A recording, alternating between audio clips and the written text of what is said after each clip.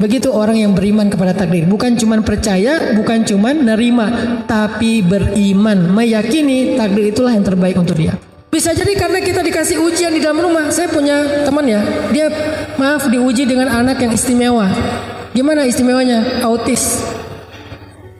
Karena anaknya ini istimewa, bapaknya juga diberikan rezeki yang istimewa. Ada keluarga yang anaknya harus cuci darah, bapaknya rezekinya lancar banget. Tapi ketika anaknya udah wafat, rezekinya seret.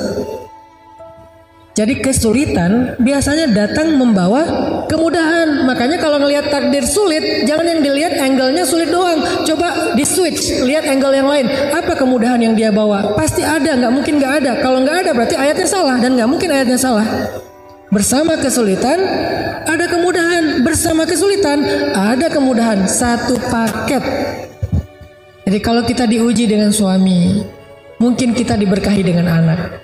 Diuji dengan anak, diberkahi dengan keluarga. Atau diuji dengan keluarga, diberkahi dengan teman. Diuji dengan teman, diberkahi dengan sahabat yang lain, dan seterusnya. Gak pernah sendiri, pasti berdua dengan kemudahan. Itu satu paket.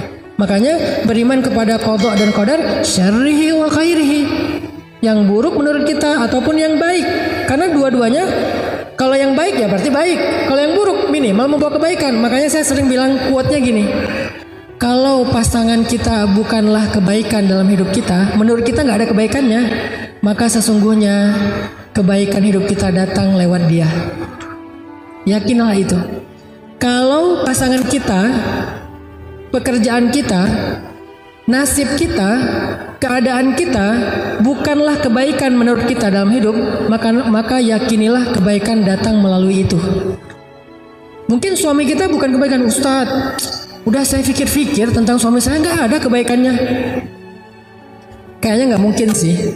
Tapi kalaupun ya kayak gitu, walaupun nggak mungkin ya, kecuali suami kita Firaun kali ya.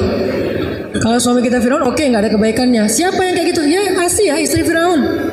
Ada nggak kebaikan Firaun? Ada, Ustadz. Apa? Dia nggak poligami. Itu bukan kebaikan. Misalnya Firaun, sebutlah Firaun sebagai ujian bagi Asia. Kan gak ada kebaikan Firaun kan? Gak mungkin ada orang bilang, menurut saya Firaun itu baik juga sih. Sebetulnya Firaun itu kasihan ya. Ada yang kasihan sama Firaun? Ada yang ngefans sama Firaun? Dek, namanya siapa? Firaun, Om. Loh, kok namanya Firaun? Soalnya ayah aku ngefans banget sama Firaun. Gak ada ya? Mau orang Islam, mau orang Nasrani, mau orang Yahudi, nggak ada yang ngefans sama yang namanya Firaun. Lintas agama loh, itu musuh bersama itu. Saking nggak ada kebaikannya Firaun. Kalau ada satu saja kebaikan Firaun, Allah udah kasih dia hidayah. Karena Allah nggak akan menyanyiakannya ya. Karena nggak ada sama sekali kebaikan Firaun, makanya nggak dikasih hidayah. Makanya dia dibinasakan. Nah, kok Asia dikasih suami yang nggak ada kebaikan sedikit pun? Kalau Asia boleh bilang memang nggak ada kebaikan pada suami saya. Kalau kita nggak bisa sih. Memang suami kita Firaun. Suami saya, memang suami ibu siapa? Ustaz. Firaun bukan Firman. Ya tetap ada kebaikan. Kalaupun menurut kita nggak ada kebaikan kayak Firaun misalnya, maka sesungguhnya kebaikan datang melalui Firaun. Apa kebaikannya Asia melalui Firaun? Dengan ujian Firaun, Asia bersabar, maka Allah berikan kebaikan yang sangat besar kepada Asia. Apa? Satu, Allah jadikan Asia itu satu dari 4 perempuan sempurna di muka bumi. Cuma ada 4. Asia, Sayyidah Maryam, Sayyidah Khadijah, Sayyidah Fatimah. Kok nggak ada Aisyah? Aisyah itu perempuan istimewa. Beda kategori. Kalau yang ini istimewa, yang ini sempurna. Beda-beda. Semuanya juga baik, semuanya juga keren. Cuman beda istilah. Khadijah, Fatimah, Maryam, dan Asia perempuan sempurna. Allah sempurnakan dia justru karena kekurangan lewat suaminya. Satu. Kedua, apalagi kebaikan Asia yang sangat besar justru datang bersama kesulitan Firaun. Allah jaminkan Asia masuk surga. Bahkan Asia sudah bisa melihat surganya dibuka hijab ketika Asia masih di bumi. Masih di bumi bisa ngelihat surga, sehingga wafatnya walaupun tersiksa dalam keadaan tersenyum. Kenapa kok malah tersiksa tapi tersenyum? Karena melihat surganya, mencium aroma surga, merasakan indahnya angin surga, melihat pemandangan surga yang akan ditempati, sehingga rasa siksaannya Asia itu nggak kerasa, ketutup sama indahnya nikmatnya surga. Itu namanya fa inna ma'al usri yusra, inna ma'al usri yusra. Itu poin kedua tentang takdir. Poin pertama, pentingnya belajar takdir ternyata untuk healing. Poin kedua, gimana cara kita ngelihat takdir? Lihatlah takdir dengan iman, dengan husnudzon billah, berbaik sangka kepada Allah. Gak boleh kita ngelihat takdir seperti kacamata qadariyah, bahwa semuanya kita yang tentukan, atau kacamata jabariyah, bahwa semuanya udah diatur, kita mah gak ada peran apa-apa, jadi gak usah ngapa-ngapain. Tapi kita melihat takdir dengan iman dan husnudzon, yakin bahwa ini yang terbaik. Mau yang kita anggap buruk, apalagi yang kita anggap baik, itulah yang terbaik. Kalau yang kita anggap baik, ini udah paling terbaik, gak ada yang lebih baik lagi dari ini untuk kita. Kalau yang kita anggap buruk, bersama dia ada kebaikan, atau di dalamnya ada kebaikan, kita aja yang menganggapnya buruk. Pakai surat Al-Baqarah, wa asa an takrahu syai'an huwa khairul lakum. Pakai surat An-Nisa, wa asa an takrahu syai'an wa yaj'alallahu fihi khairan katsira. Pakai surat Al-Insyirah, fa inna ma'al usri yusra, inna ma'al usri yusra. Ini poin kedua cara kita memandang takdir. Baru poin yang ketiga, apakah takdir bisa berubah? Coba teman-teman sekalian buka firman Allah di dalam surat Ar-Ra'd ayat 39. Ada berita gembira buat kita di dalam ayat ini. Surat Ar-Ra'd ayat 39. A'udzu billahi minasy syaithanir rajim. Bismillahirrahmanirrahim. Yamhullahu ma yasha'u wa yuthbit. Yamhullahu ma yasha'u wa yuthbit wa 'indahu ummul kitab. Apa artinya? Allah menghapus apa yang Dia kehendaki dan menetapkan, dan di sisinya lah ada ummul kitab. Pertanyaannya, apa maksud dari ayat ini menghapus dan menetapkan? Sekurang-kurangnya ada 3 tafsiran dari para ulama tafsir, tetapi kita memilih tafsiran yang ketiga karena itu jumhur, mayoritas pendapat ulama. Pendapat yang pertama yang dihapus itu adalah syariat. Syariat terdahulu dihapus dengan datangnya Rasul yang berikutnya. Syariat Islam menghapus syariat Nasrani dan Yahudi karena dia menyempurnakan.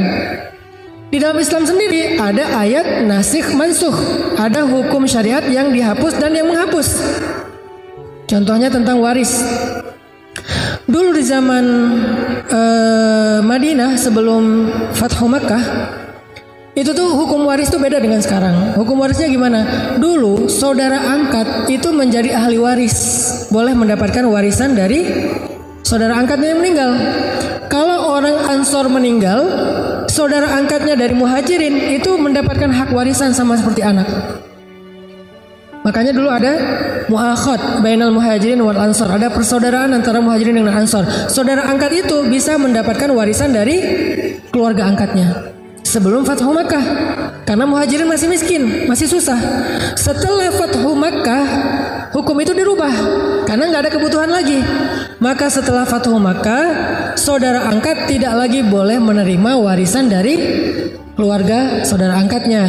Dia boleh menerima hibah dan seterusnya. Tapi kalau warisan nggak bisa, hanya anak biologisnya, dan itu sesuai dengan pernikahan. Kalau biologis tapi tidak pernikahan juga nggak dapat. Nah, ini artinya menghapus. Ini tafsiran pertama ya. Banyak contoh-contoh yang lain. Yang kedua, yang menghapus di sini apa? Dosa. Dengan taubat Allah menghapus dosa. Jika Allah berkehendak Allah mengampuni, jika Allah berkehendak Allah mengazab. Itu yang pendapat kedua. Jadi kalau kita bertobat dosa kita dihapuskan. Kalau kita zikir dosa kita dihapuskan. Kalau kita sholat dosa kita dihapuskan. Orang yang sholat 5 waktu sehari itu kayak orang yang mandi di sungai sehingga nggak ada lagi kotoran di tubuhnya, dihapuskan. Itu tafsiran yang kedua. Tapi tafsiran yang paling banyak ulama tafsir yang dihapus di sini adalah takdir. Pertanyaannya, takdir yang gimana yang dihapus? Kok ada kata-kata umul kitab? Bukankah ada hadis rufi'atil aqlam wa juffatis suhuf? Pena sudah diangkat sementara kertas sudah kering.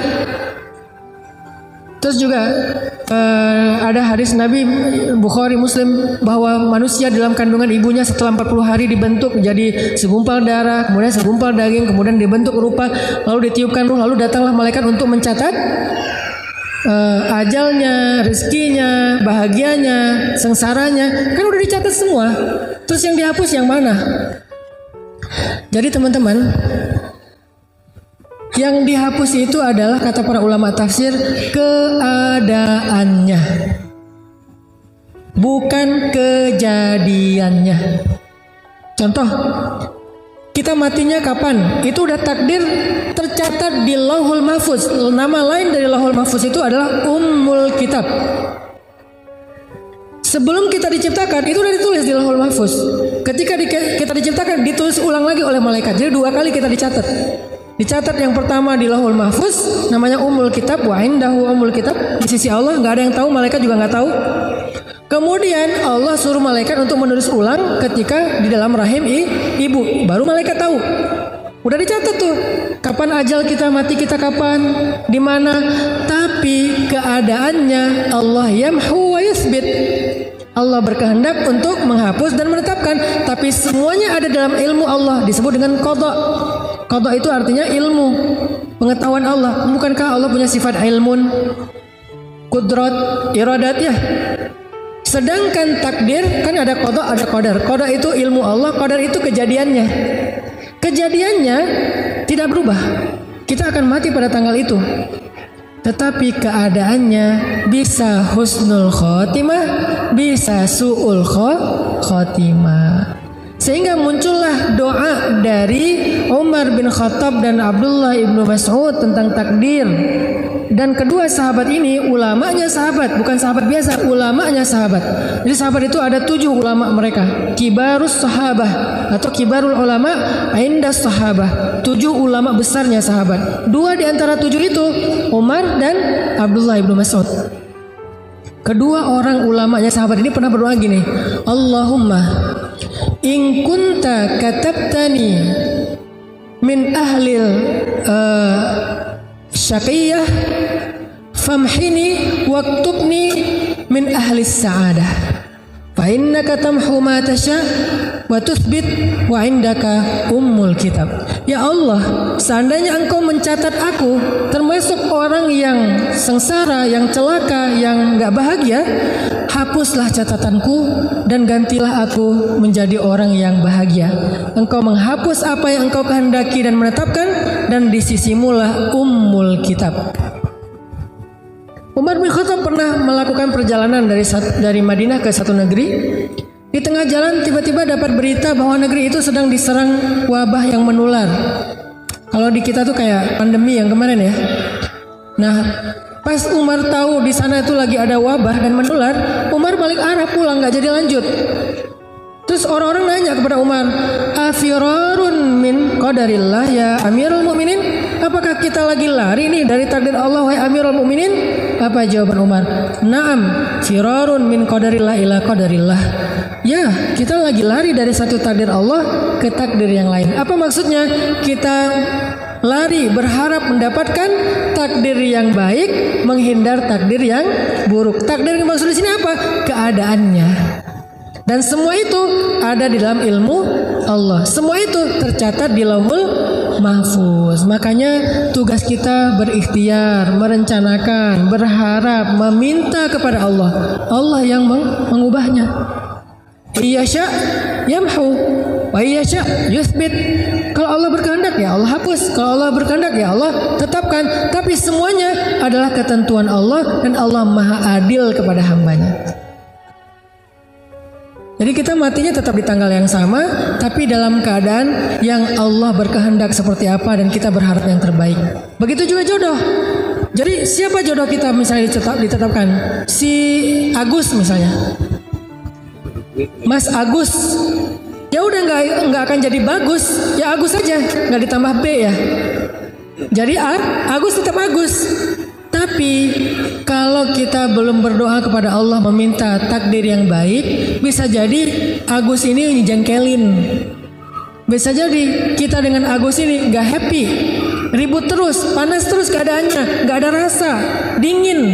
Tapi begitu kita ya Allah, jika Engkau takdirkan aku dengan Agus ini ribut terus, hapuslah ya Allah, ganti dengan romantis. Tiba-tiba dia pulang kerja bawa bunga.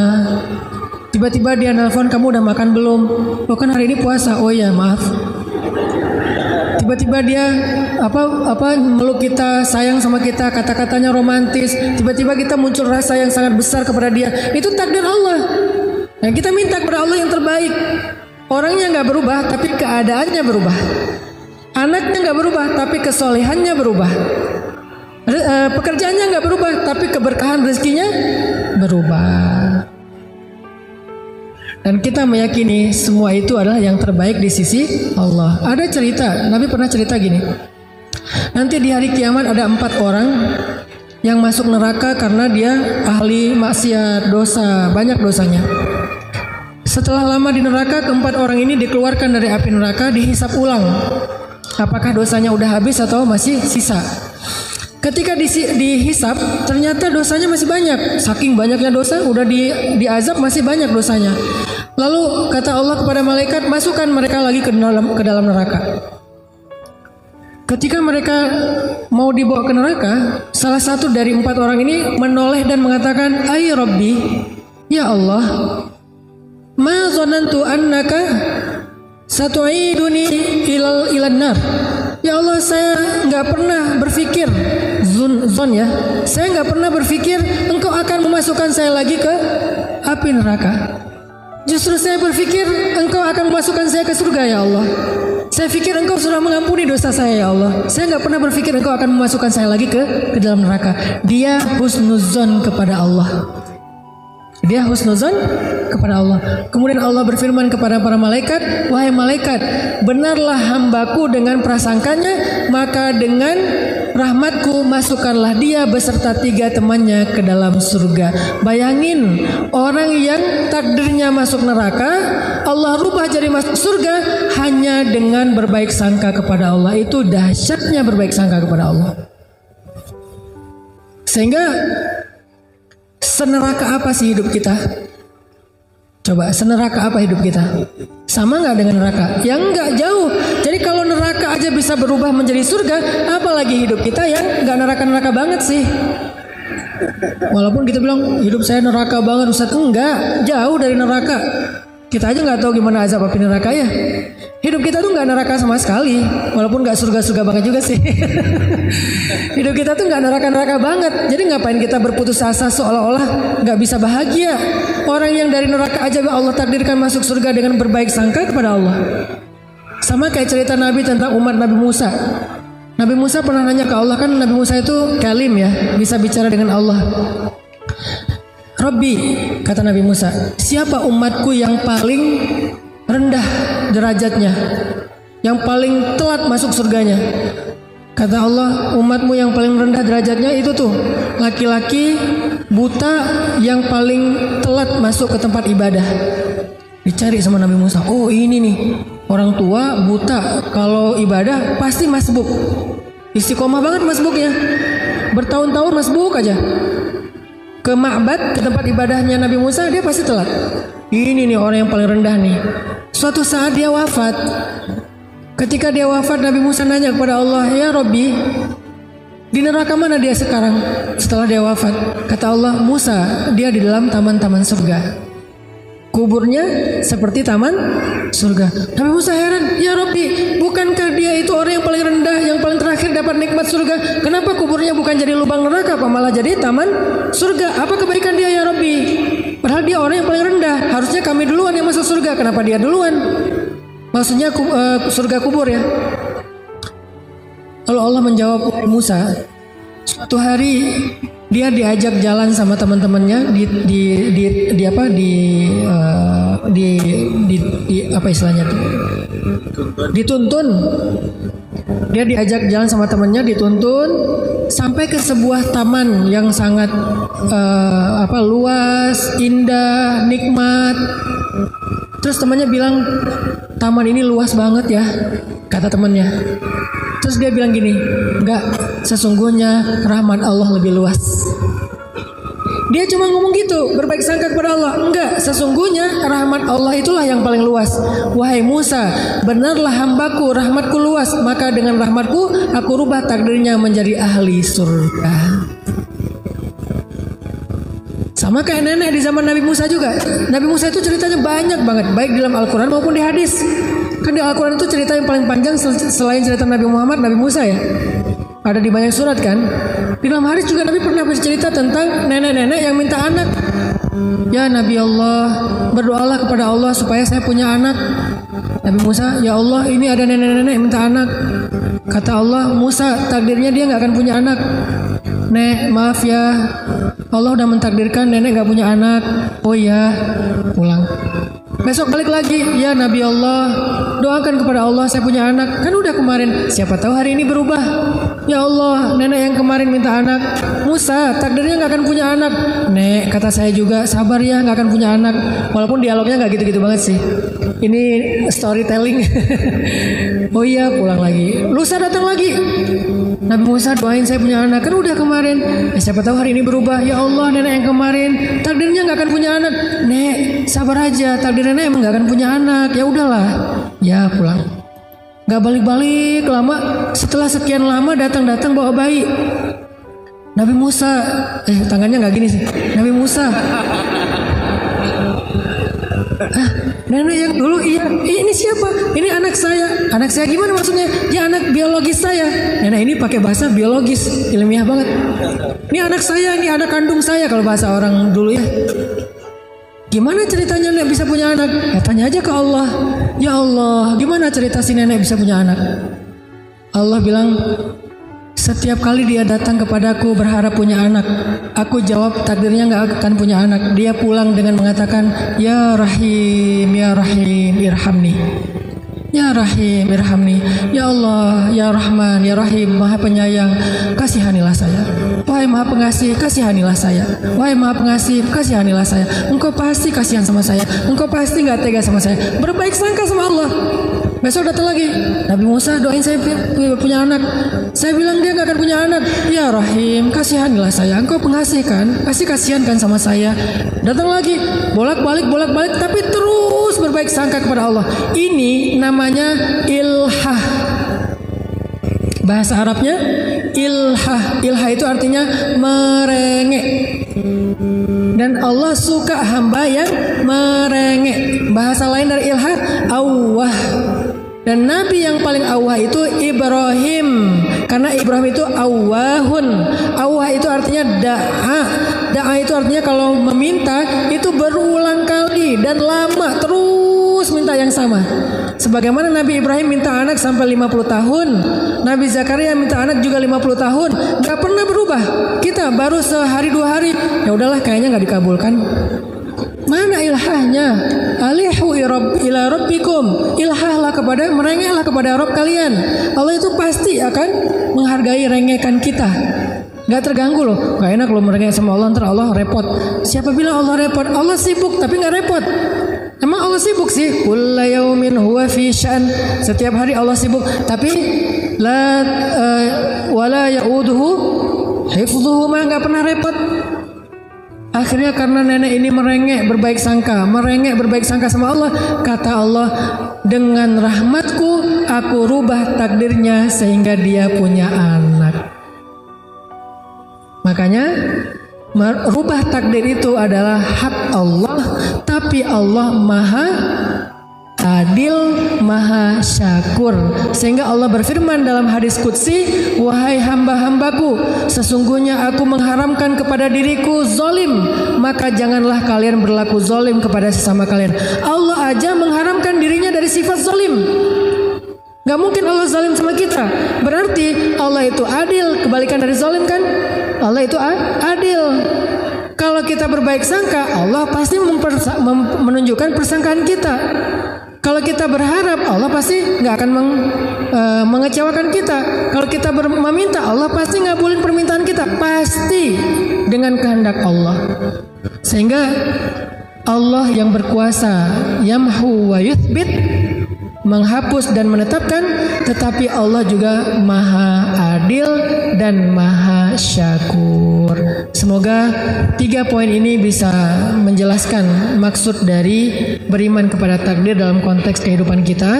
Sekarang apapun masalah kita, coba lihat itu dari angle iman kepada takdir. Bukan cuma percaya, bukan cuma nerima, tapi meyakini itu yang terbaik. Tapi kata kuncinya kita mengusahakan, kita merencanakan, kita mengikhtiarkan, Allah yang menentukan, dan Allah pasti menentukan yang terbaik untuk kita. Kalau kita anggap itu buruk, maka bisa jadi di dalamnya ada kebaikan atau keburukan itu membawa kebaikan. Barakallahu fikum.